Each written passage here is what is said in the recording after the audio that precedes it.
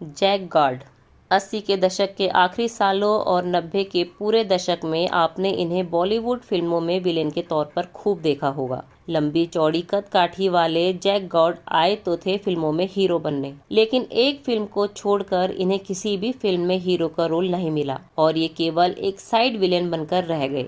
Jack guard का जन्म सन 1958 में राजस्थान के झुंझुनू जिले के खेतरी नगर कस्बे के शिमला गांव में हुआ था। बचपन से ही जैक को फिल्में देखने का बेहद शौक था। ये भी बड़े होकर हीरो बनना चाहते थे, लेकिन इनके घर में पढ़ाई लिखाई का माहौल था और इनके घर में कई लोग भारतीय सेना में थे। सो बचपन की ख्वाहिश को दिल में दबाकर ये पढ़ाई करने लगे और आखिरकार साल 1977 इन्हें इंडियन नेवी में सेवा करने का मौका मिल गया। इन्होंने इंडियन नेवी ज्वाइन तो कर ली, लेकिन अब भी इनके बचपन का ख्वाब इनके दिल में ही कहीं दबा था।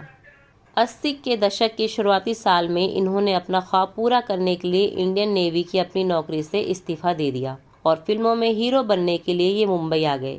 जैक गॉर्ड लंबी चौड़ी कदकाठी के मालिक थे, तो जो भी फिल्म मेकर इन्हें देखता था वो इनसे इम्प्रेस जरूर होता था।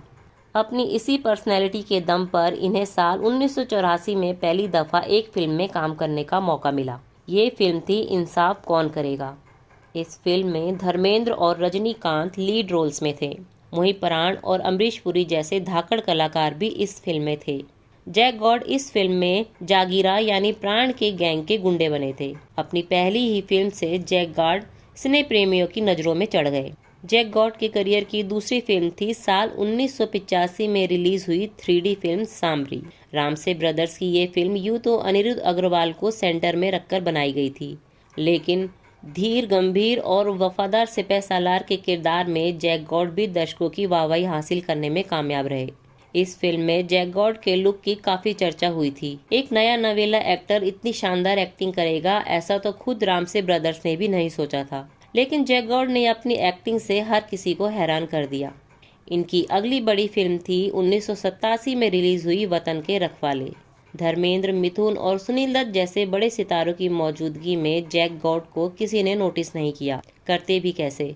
जैक गॉर्ड का किरदार इसमें केवल एक मामूली गुंडे का था, जो पूरी फिल्म में केवल 2-4 दफा ही दिखा था। जैक गॉर्ड को जानने वाले लोगों का कहना है कि यहीं से जैक गॉर्ड के हीरो बनने का सपना टूटना शुरू हो गया। इसके बाद उन्हें फिल्मों में साइड विलेन और किसी छोटे मोटे गुंडे के किरदार ही मिले। साल 1992 तक जैक गॉर्ड लगभग 22 फिल्मों में काम कर चुके थे और उनका हीरो बनने का सपना लगभग टूट चुका था। जैक गॉर्ड ने भी हीरो के रोल के लिए कोशिशें करना बंद कर दिया, लेकिन इसी साल यानी 1992 में डायरेक्टर सुनील कुमार को अपनी फिल्म जंगल का बेटा के लिए एक ऐसे हीरो की जरूरत पड़ी जो कद काठी में लंबा चौड़ा हो और जिसकी फिजिक टार्जन के जैसी हो। इत्तेफाक से जैक गॉर्ड में सुनील कुमार को अपनी फिल्म के हीरो की हर खूबी नजर आई और इस तरह जैक गॉर्ड अपने करियर की पहली और आखिरी फिल्म में बतौर हीरो नजर आए। जंगल का बेटा 1 जनवरी 1992 को रिलीज हुई थी। वैसे तो ये फिल्म जोर शोर से रिलीज की गई थी, लेकिन कमजोर कहानी और लचर डायरेक्शन के चलते ये फिल्म दर्शकों को खास पसंद नहीं आई। फिल्म बॉक्स ऑफिस पर बुरी तरह फ्लॉप रही और इस तरह जैक गॉर्ड के हीरो बनने के ख्वाब पर पानी फिर गया। हालांकि एक्टिंग से जैक गॉर्ड का लगाव खत्म नहीं हुआ, वो आगे भी फिल्मों में काम करते रहे। बहुत कम लोग ही ये बात जानते होंगे कि सुनील कुमार ने जैक गॉर्ड के साथ बतौर हीरो एक और फिल्म में काम करने का ऐलान किया था। इस फिल्म का नाम काली था। हालांकि जंगल का बेटा फ्लॉप होने के बाद इस फिल्म का कभी कोई जिक्र नहीं हुआ। जैक गॉर्ड साइड विलेन और विलेन के गुर्गे के तौर पर फिल्मों में काम करते जा रहे थे। अपने फिल्मी कैरियर में इन्होंने तेजाब, धर्म संकट, तहलका, गंगा की कसम, जस्टिस चौधरी जैसी बड़ी फिल्मों में काम किया। अपने कैरियर में उन्होंने लगभग 80 फिल्मों में काम किया, लेकिन इन सभी में ये गुंडे बदमाशों के किरदार में ही नजर आए। इनके निभाए सबसे यादगार किरदारों में करण अर्जुन का शमशेर सिंह और वास्तव का फ्रैक्चर बांडिया का किरदार है।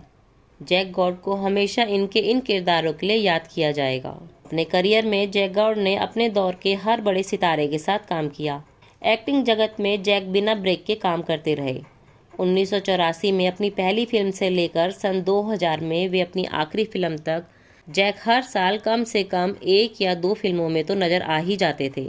फिल्मों से मिले पैसों से जैक गॉर्ड ने मुंबई में अपना खुद का घर बनाया और उसी घर में ये अपने परिवार के साथ रहा करते थे। कहा जाता है कि सन 2000 के आसपास मुंबई शहर में इन्होंने करोड़ों रुपए की प्रॉपर्टी बना ली थी। 8 जून सन 2000 के दिन की बात है।